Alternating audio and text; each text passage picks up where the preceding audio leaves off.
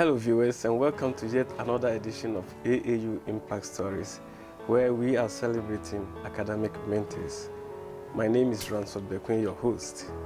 Today, the AAU cameras have picked an academic icon who has made it big on the higher education front.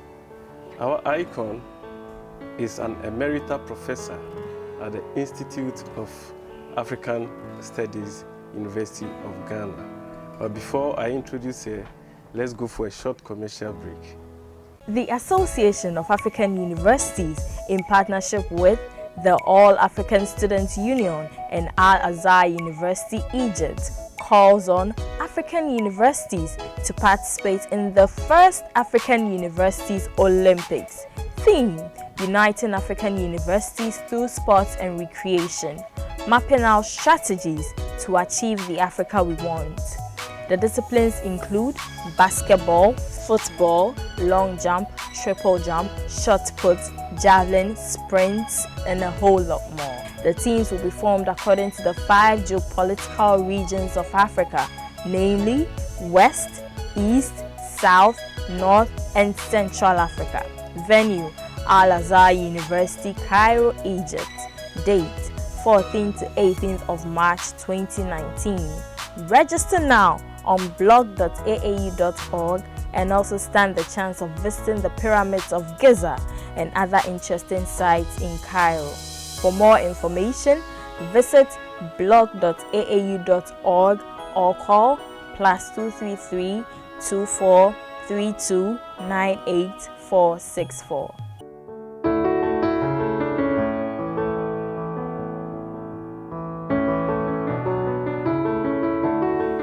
Welcome back, viewers. This is AAU Impact Stories, where we celebrate academic mentees. Before the break, I introduced the person that I'm going to talk to today. This person was acknowledged by the government of Ghana and given the award, the Order of the Volta Officer Class in 2008. She was also acknowledged by the Institute of African Studies, University of Ghana, as an Emerita Professor. It is my pleasure to welcome Professor Abena Takyiwaa Manuh. Prof, welcome to AAU Impact Stories. Thank you very much. Prof, yes, you have made it big in Ghana. I saw your recent interview in the United States, that's somewhere in October. And we spoke about so many things. But today we're going to start from your very humble beginnings as a young person. What were your career ambitions growing up in Ghana? thank you very much. When I was growing up, initially I wanted to be a doctor. Yes. And but by the time I was about 12, 13, I knew I wanted to be a lawyer. How come? Well, I think growing up domestically, I saw a lot of what I considered injustice to women.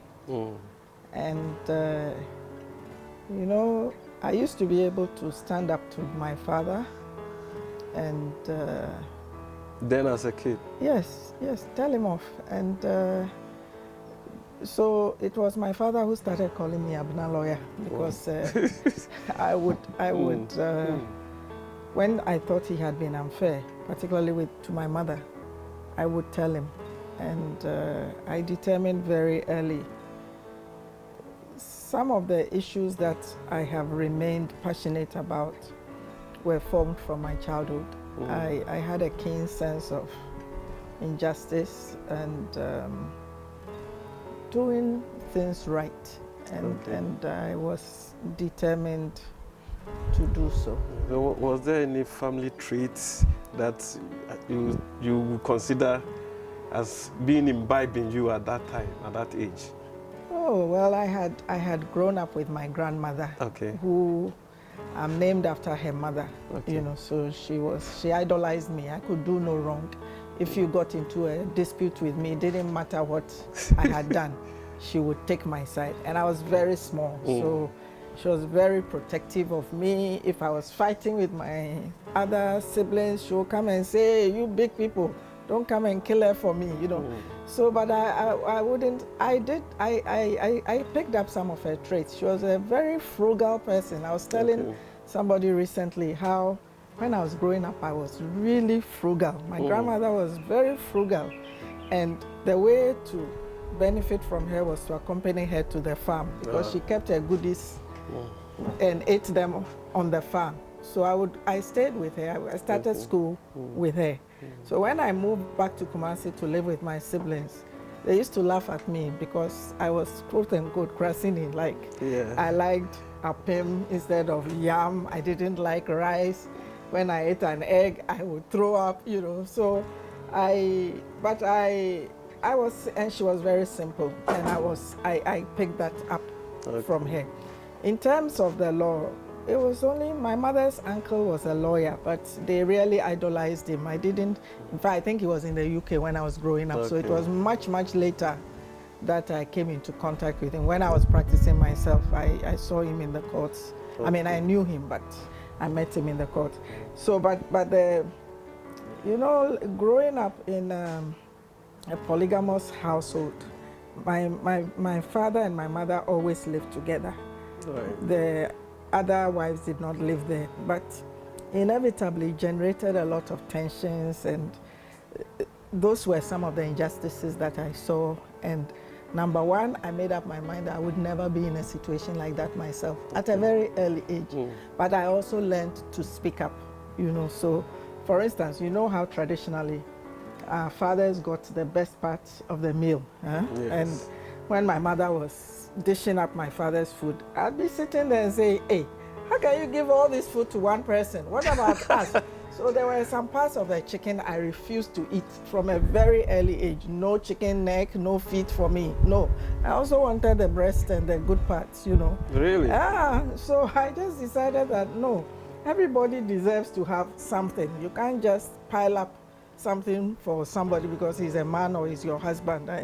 So those were some of the traits, you know, little things, but they became important for me. So with this militancy, when you went to secondary school, were you a leader, a student leader, or well, you played know, I went to a very good school, Wesley Girls High School, and they taught us to be independent, to speak up for injustice, you know, because we had this, I mean, you know, it took me a long time to realize that our headmistress was only in her 30s.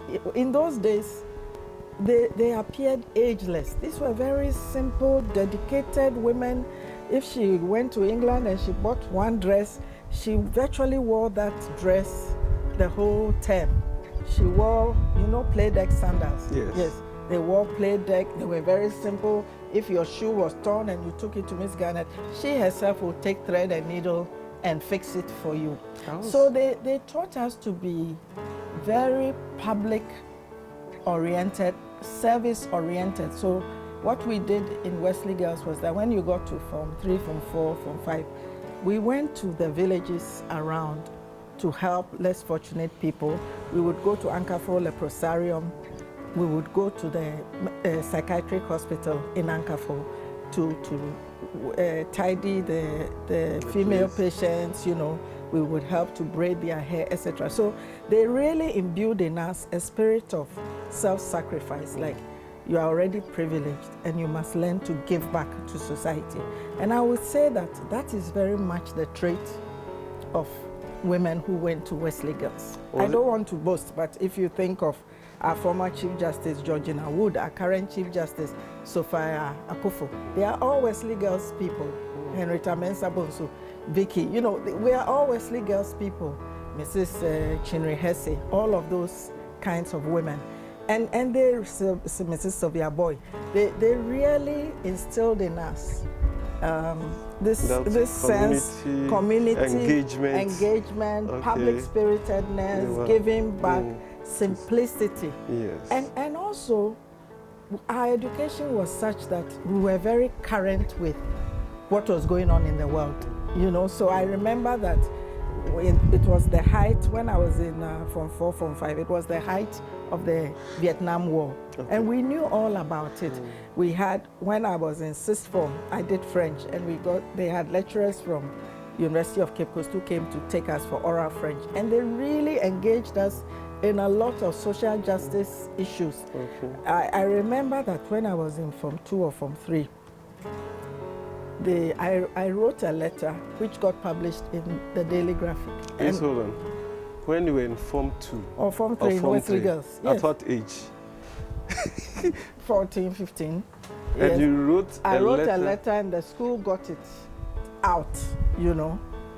And it was published? Yes, it was nationally? published. Nationally, you know. I mean, in the letters page. But yes. So we were encouraged to assert ourselves, to believe that we could be as good as anybody else. And as my friend was saying, I read. When I went to Form 1, we didn't have a library, we had a reading room. Okay. I read everything. And when I didn't understand it, I had a dictionary.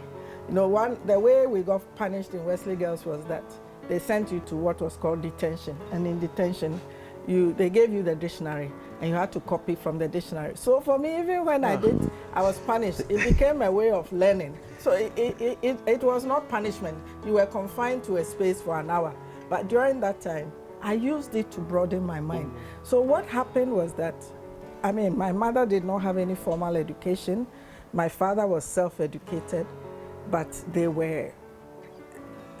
believed utterly in education of all their children, utterly, male and female. And through the reading that I did, I took a lot of journeys in my mind. Long before I went anywhere, I knew about many of the conditions in those places. With your siblings, were you the only one who burst out? No, I mean, well, education this way? Well, I think we all make our choices. Okay. You know, in my immediate family with my mother, there are 8 of us. My older sister went to 6th form in Abena Girls. Okay. She went to the UK. She pursued a course in nursing midwifery, and then I'm the second one. My sister after me, she also went to Wesley Girls. Okay. You know, my brothers, they all went to school. Okay. You know, I have a brother who has a PhD. I have others who have masters and things like that. So, but yeah, we have had different trajectories and different interests and passions. Career paths as well. Okay, so did your headmistress at the secondary school ever play a role in mentoring you into what to become?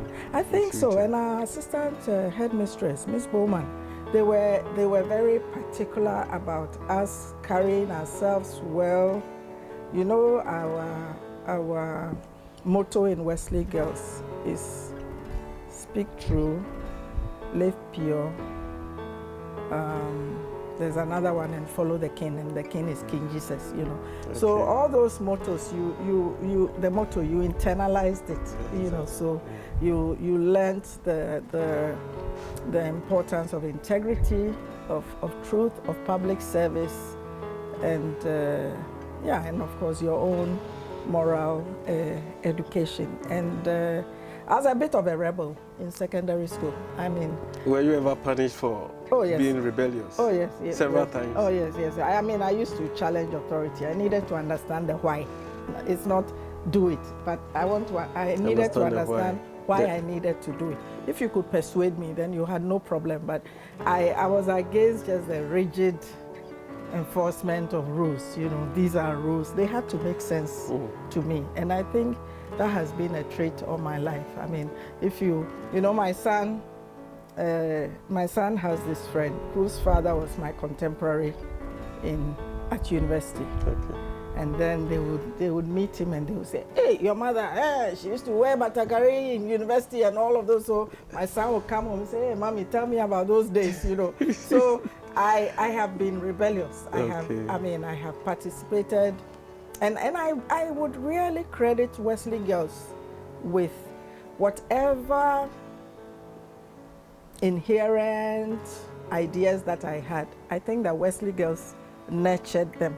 You know, I would say that to a large extent, university is important, but by the time you get to university, you have formed many of your traits, you know, because it's in secondary school, at least how it was in the old days, you spent 7 years. That was a long time. 5 years if you didn't go to sixth form, and then two more years if you did A levels, and then you have this boarding system with house mistresses, and they do a lot to shape your character. You know, a lot of people are very careless when they are in home, but when you get to secondary school, there's a certain discipline. University is different. By the time you get to university, you're already an adult. You're supposed to think, and there's nobody monitoring you. If you don't want to go to lectures, that is your problem.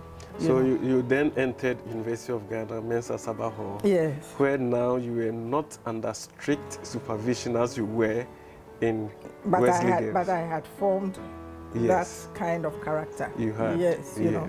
Yes, so I entered university, and we entered university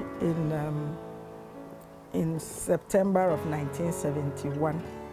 And then in January of 1972, that was the first coup, their champion coup. Yes. You know, and it was the Yentua and all of those things. And it appealed to me, and I participated actively.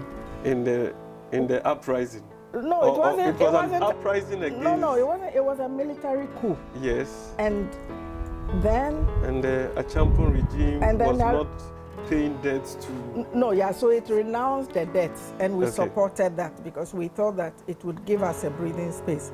But when the Achampon regime turned dictatorial, I also... rebelled against that? I didn't. Well, I joined in the rebellion? Yes, in the demonstrations against that. And this was a time where they closed universities quite a bit, where the soldiers would come on campus, they would beat us, all of those things. I was part of it. You were? Yes. No apologies. I was part of it because it was affecting all of us. You know, this is the beginnings of hardship when really this is the time of when phrases like essential commodities, a lot of queues, there was a lot of military brutality, and then Achampon was succeeded by Akufu, and then there was by Rawlings. Yeah, but by that time I finished university in 76. Yes. I finished my first degree. I finished in 74. Yes, but were you pursuing the law program? Yes, I was admitted into the Faculty of Law. So I got my LLB in 1974, and then in 1976 I finished my bar. So from 74 to 76 I pursued my bar. So we were going to school in Mokola. Okay. And then when I finished in 76, I left to Dar es Salaam to do a master's in law. Why did you go to Dar es Salaam? Because University of Ghana was there. Well, then you could have gone to Europe. I had spent 6 years at the University of Ghana. I wanted a break. Yes, I could have gone to Europe. And indeed, when I sent my forms to Dar es Salaam? No, to the dean to sign for me, he started filling it. Then he looked up and he said, "You are very funny." And I said, "Why?" And he says, "But all your mates are going to the US and to other places. Why do you want to go to another Africa?" So I said, "Oh, I'm sure I'll have so many opportunities in future to go to Europe." And interestingly, you know how I got to Dar es Salaam? I got a scholarship from the Association of African Universities. You mean? Yeah. You got a scholarship? I got a scholarship. It was from where I am now? Yeah, so I'm telling you a piece of history. I got a scholarship. In those days, the office was near 37, eh? Viewers, we are talking to Emerita Professor Takyiwaa Manuh. We are going for a very short break, and when we come back, you're going to hear more about her postgraduate endeavors. Please stay tuned.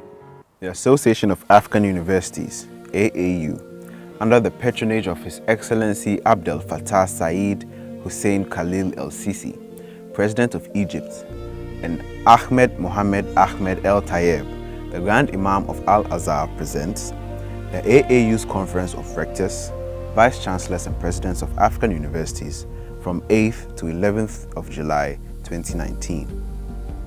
Theme: Role of Higher Education Institutions in Promoting the Continental Education Strategy, CESA 1625.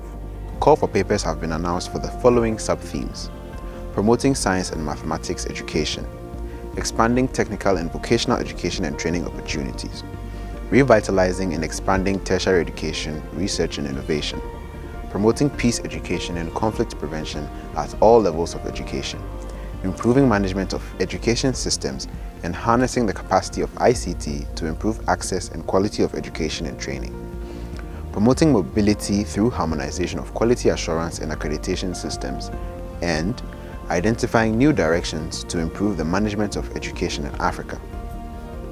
Submit your paper abstracts of not more than 2 pages online at www.aau.org/subs/abstracts. Deadline for submission is 15th March 2019. For further details on COREVIP 2019, please visit events.aau.org/COREVIP.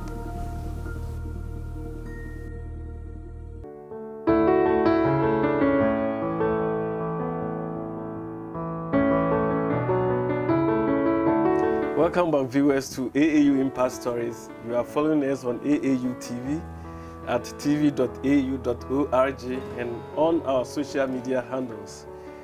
We have been talking to Emerita Professor Abena Takyiwaa Manuh, and just before the break, she had just indicated how she got to Dar es Salaam to do her Master of Law degree.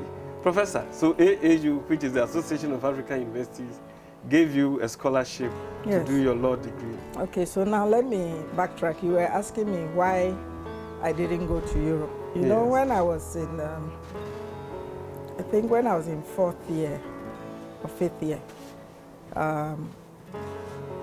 Professor Akila Kasoya had returned to, was at the university, and Professor Kwesi Botwe. In fact, I took a class with Professor Kwesi Botwe on the legal aspects of international trade and investment.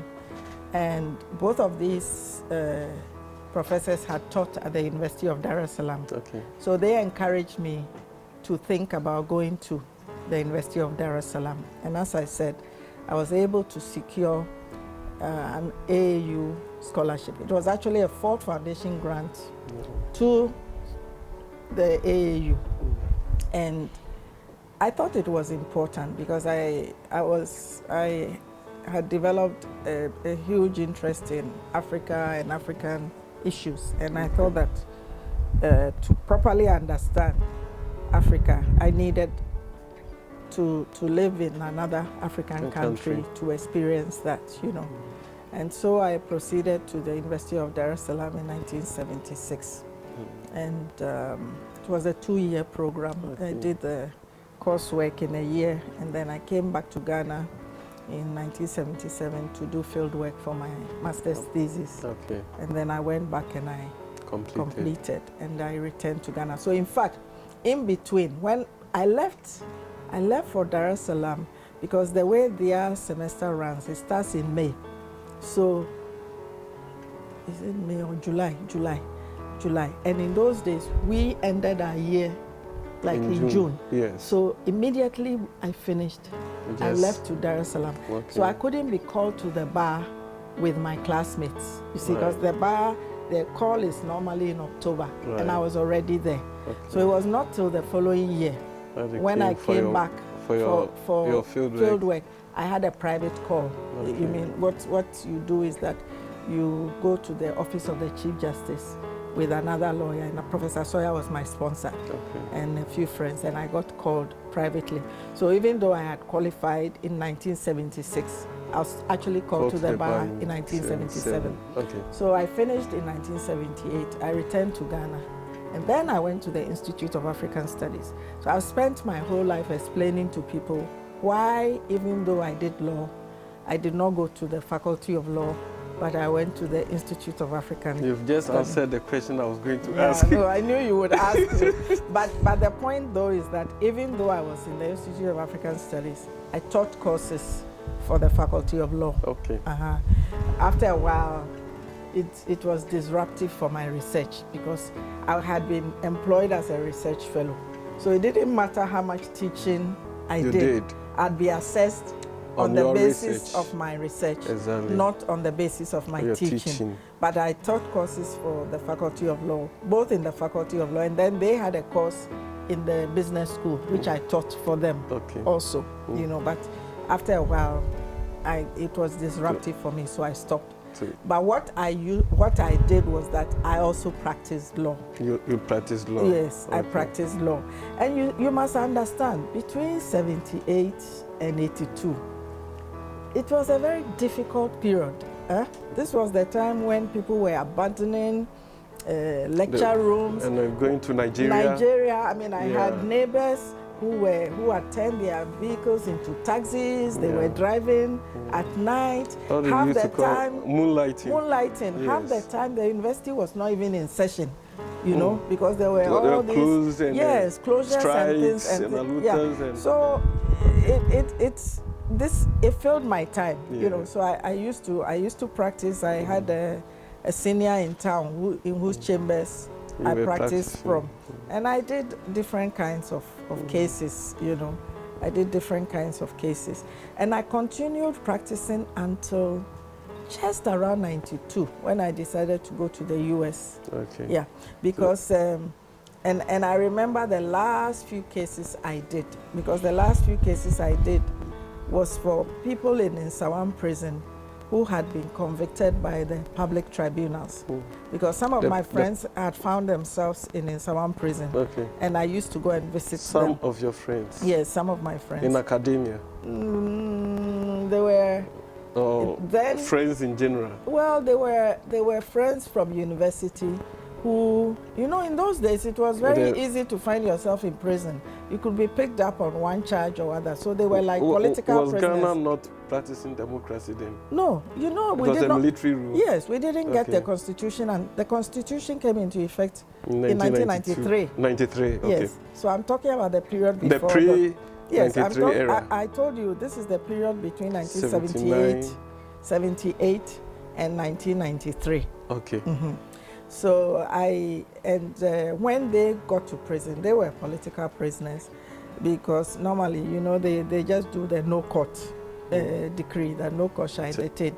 But what they found in prison was that there were many people who were in prison who really didn't understand. These were ordinary people who had been sentenced to 25 years, 50 years by public tribunals, you know. Did you not fear for your life? No. And actually, it was amazing. It was interesting because, you know, to bring an appeal, you must get the record of proceedings of the old trial to use it as a basis. And the problem with many of those public tribunals was that there was no record of proceedings. So here's somebody who is in jail, and there is no record of how they got to jail to be able to, you know, it was very easy. I remember some cocoa clerk who had been convicted and sentenced to 50 years. So I remember when I moved to the US, I was so happy the day I got a letter from him informing me that thanks to me, he had been released from prison. But before you went to the US, were you not abandoning your core as a lawyer? Because as you could see, there were so many cases. I was in the university, remind you. Yes, you were. You see, the point is that the university has always allowed lawyers to practice. Okay. So long as you don't neglect your core duties, because given the salaries that most lecturers earned, if they did not do that for especially the professionals, they will leave. They would leave. Okay. So long as you don't abandon your core duties. Yes. Yes. And yours was research. Yeah, but even then, so it's the same as those in the law faculty. Okay. So you must make sure you can't, at the end of the time of the year or a period when they are assessing you can't say because I was practicing law, I haven't published. Okay. They will check you out.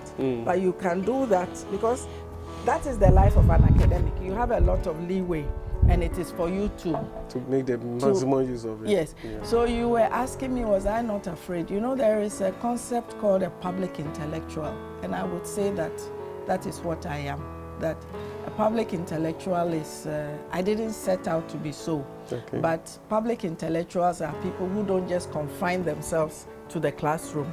They are very aware of the world around them.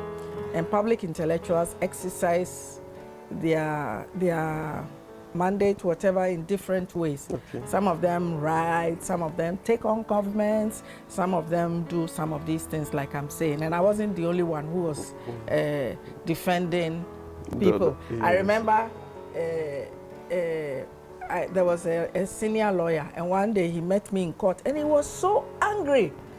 And he said, hey, you people are spoiling the profession. They're not even charging properly, you know. so they felt undermined because, yes. you know, and I mean, so if people in the Trade Union Congress had a case, they knew that they could come to me. Exactly. Because I would take it almost on. And pro bono. Yes, pro bono. I was yes. not really concerned about the cost. You know, okay. I was more concerned about the services, the injustice and that was happening, okay. and I was prepared to make a difference. You know. I think your early childhood really was imbibed in you this yeah, trait. but also when I went to the university, I also met a group of like-minded people. Okay. I was talking about meeting Professor Sawyer, Professor Butchie, all of those people, you know. And I think that we kind of mentored each other, or I was mentored. I was younger, I was mentored, and it helped to create a certain consciousness in me. Yeah. So I moved to the US. Initially, I was invited to go and lecture at Indiana University for a year. Okay. But by that time, you know, in the law tradition, we normally don't do PhDs. It's not considered necessary. Okay. But because I was an Institute of African Studies and my research by this time was turning more and more to women's rights issues, I decided that I wanted to acquire a PhD in the social sciences. But initially, when I went to the US, I taught for a year. And then after the year, I continued teaching, but I also became a student. Okay. And I had 2 young children with me. So you can imagine that it was not easy, because you had to do a lot of things with the children.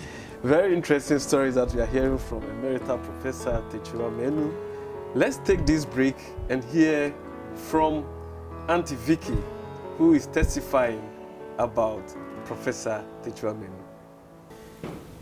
My name is Vicky Ando. I'm a journalist by profession, and I practice public relations as well. You will ask, how did I come to know Professor Takyiwaa Manuh? Takyiwaa Manuh, we met at Wesley Girls High School when we entered in 1969 as teenagers. Actually, I had just turned 13, and she was yet to turn 13. And that's how we clicked. I mean, at first years, there were 90 of us, but we were divided into 3 groups. The youngest, those in the middle age, and those older. So we were in the youngest group, which was the J class, junior class. We clicked from that age. Her house was next to my house. I was in Block B, she was in Block C. Why did we click? Takyiwaa she looked very studious when we met at Wesley Girls. She was always reading at dining hall. Takyiwaa has the book on her lap to read. And she was one of the youngest to have ever worn glasses, spectacles, as we say that. So in those days, when you wear spectacles at that age, you were considered to be very studious. I was intrigued because I wanted to be studious as well. And so I followed her, and we became friends. We ended up in the 6th form in the same English class. And her intelligence in literature actually inspired me. And so that's how we had stayed friends. So when after A-levels, we went to the University of Ghana, we entered the same year. She was in Mensa Saba Hall, and I was in Volta Hall, but we still kept our friendship. We were seeing each other. She was coming to my home, I was going to her home. She knew my sisters, she knew my parents, siblings. I knew her siblings, I knew her parents. So that's how come the friendship has carried on up till this age. So when we left the University of Ghana, we still continued. I mean, she went on to do her professional legal law degree.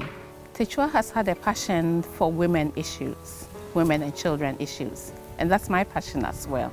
As a writer, I write a lot about women, especially women in Ghana, in our kind of setup, and how we can help. That is her passion as well. So I have come across her lectures, I've come across her publications in that direction, women and children. And as I said, I mean, anytime she finds anything interesting in that direction, online or elsewhere, she shares with me. We make comments to each other on what we have read and what. There's a lot of publications that she has done. So apart from knowing her as a friend, we also share in common our passion for women, our passion for children in that professional world.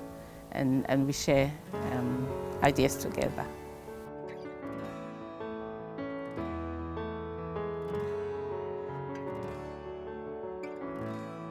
Welcome back, viewers, to AAU Impact Stories, where we are celebrating academic mentors, and the AAU cameras are now on Emerita Professor Abena Takyiwaa Manuh.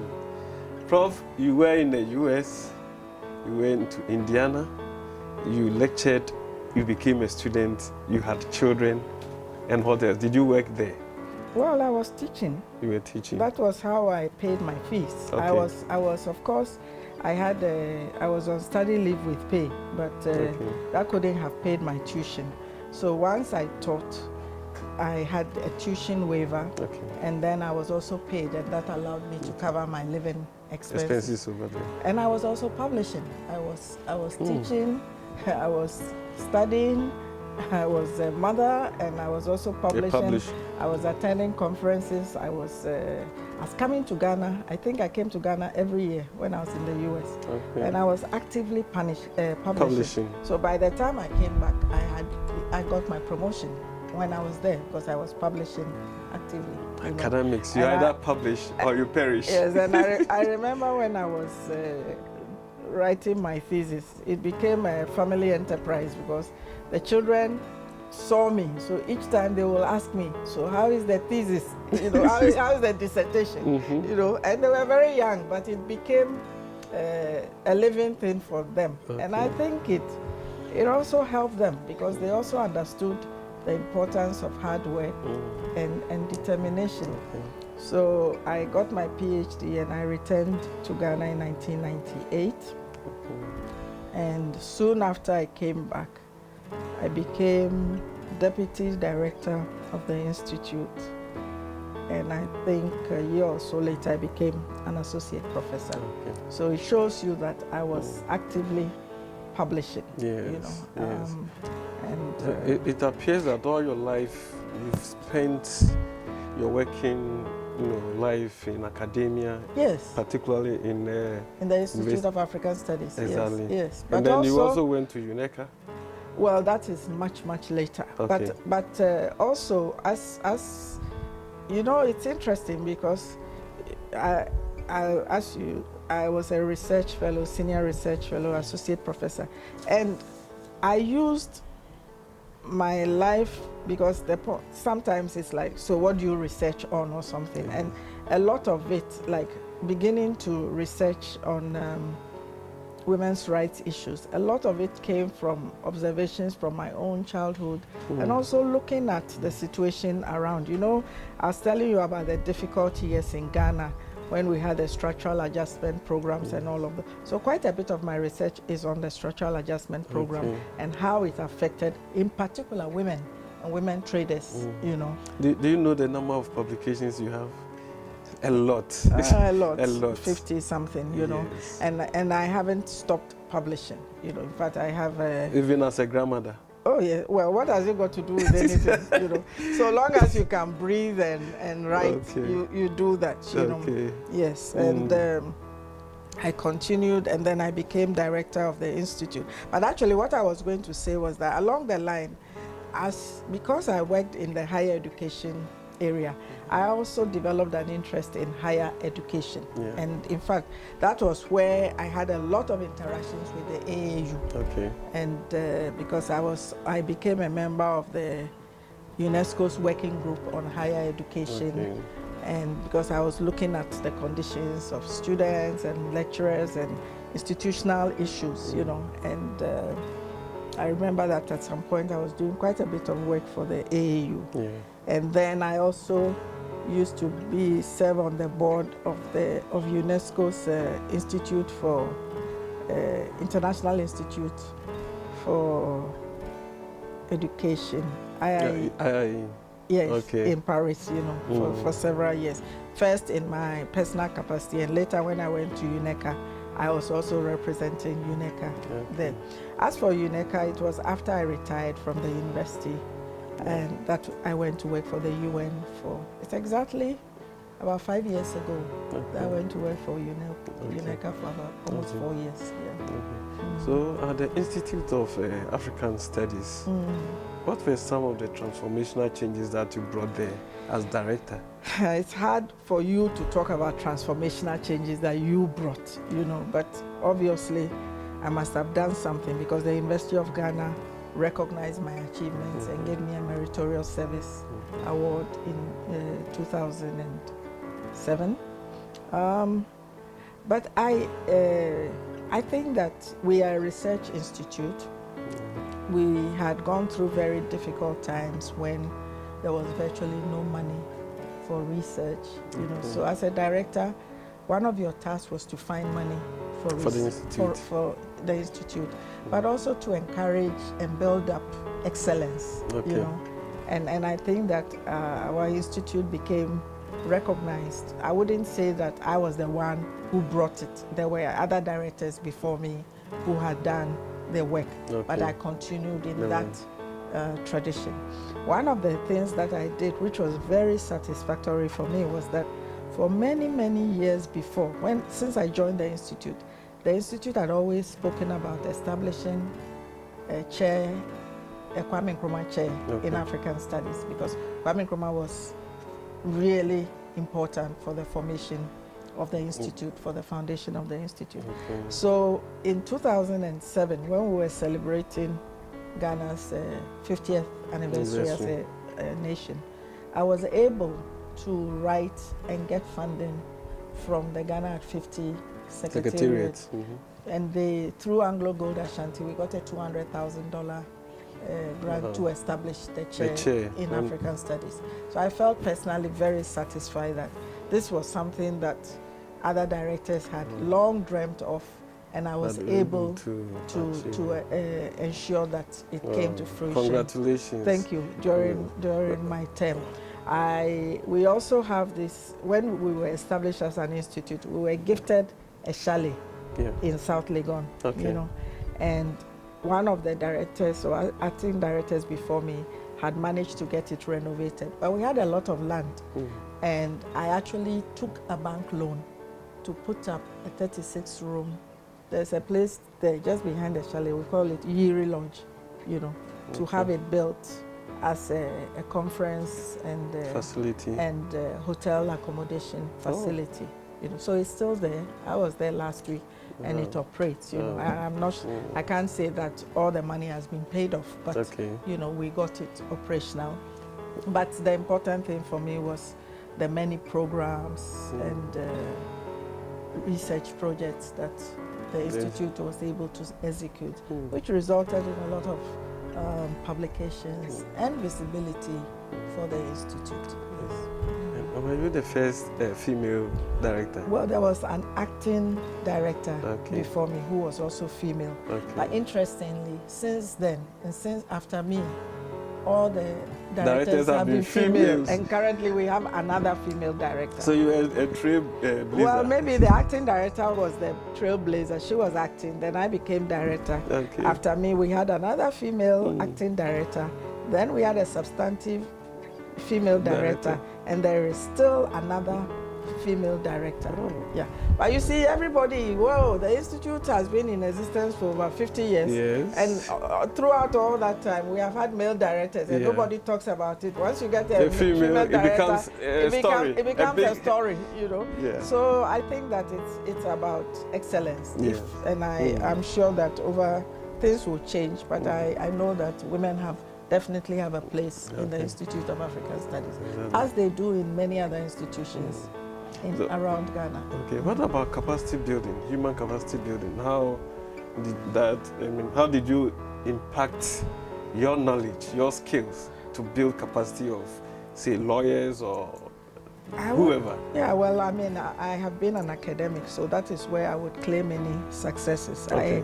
I think that I have had many students over the years, and I have met many people in different fields. I remember visiting a colleague who was on admission in Kolebu, and then the doctor comes in to do his rounds, and then my colleague introduces me and he says, "Oh, you taught me African studies." So I've taught so many people over the years, you know, and sometimes I go places and you see a very old man who is coming to say that I taught him, you know, which I always find amusing. So I have taught countless numbers of people at undergraduate, graduate, PhD level, etc. And I am very satisfied with that. I'm very satisfied because the teaching is not just that I went and stood in front of them, but that I challenged them. I help them to develop critical thinking skills, and they still remember. Yes. So I feel very proud about that. I've also been passionate about helping people to achieve their potential, whether they are my students or not. And for me, I think that education is the single transformational gift that you can give to anybody, you know, because they can do so much with it. Yeah. Come 2008, you are going down memory lane. You were given the award of Order of the Volta Officer Class by the then Kufuor administration. What was that? What did that mean to you? Let me make a confession. Do you know that I was not in Ghana? I had gone to Oxford University to attend a conference, so I actually missed the ceremony. Oh my goodness. So it was here, and then when I came back, I was told that, and you know, in 2008, after 2008, there was a change of government. But that was not it. Apparently, they have some different, I have the whole thing, it's in some big green box. They say they give different badges to men and female, and the one for females, they had run out. So it took a long time before they arrived at my house to come and present it to me. So of course, I am honored if your country honors you for contributions to higher education. It is certainly something to be proud of. You know, I'm honored, but as I have said, to my shame and regret, I was not actually present at the ceremony. But with that award, are you, or can you conveniently say you are a fulfilled person? Oh well, not because of that award, but because of I think I feel blessed. I feel that yes, I'm blessed. I had parents who supported me. I had family who supported me. I had good teachers. I had all along the way, from primary through secondary, university, especially university. I didn't always agree with my teachers because, again, I wanted to understand why things worked a certain way, you know. But I thank so many people who have supported me in my endeavors. I have my family, my children are my biggest fans, you know. And talking about children, how many do you have? I have 2 children. My daughter is a lawyer. She's actually a partner at a law firm in the United States. My son is an engineer. He works here. In Ghana. Yeah, in Ghana. He's an environmental engineer. You have so many publications, and you serve on so many boards. I have served on so many boards. You currently serve on so many boards according to the records that I have. Not so many. It's reduced. Yes, it's reduced. This is a reduction. Oh, much. A lot. You are the vice chair of the national, or a commissioner of the National Development Planning Commission. Yes, I was recently reappointed. I used to be a commissioner up till 2014. And then in the recent board, I'm a commissioner, and my colleagues elected me as the vice chair at the first meeting. And then I'm a trustee at the Institute of Development Studies at the University of Sussex in the UK. And then I'm on this advisory board of the Africa Portal, Yes. Society for International Development. That's not a lot. And you are a member of the Governing Council, Society for International Development, as you said. Yes. Member of the Advisory Board, EU Evidence and Research Facility for the Horn of Africa, etc., etc., etc. Do you really have time for yourself? I have plenty of time. There are 24 hours in a day, and if you wake up early, you will be amazed. The things you can do by 10 o'clock in the morning. That will be, if you manage to wake up around 6 every day, 4 solid hours, you cannot imagine what you can do.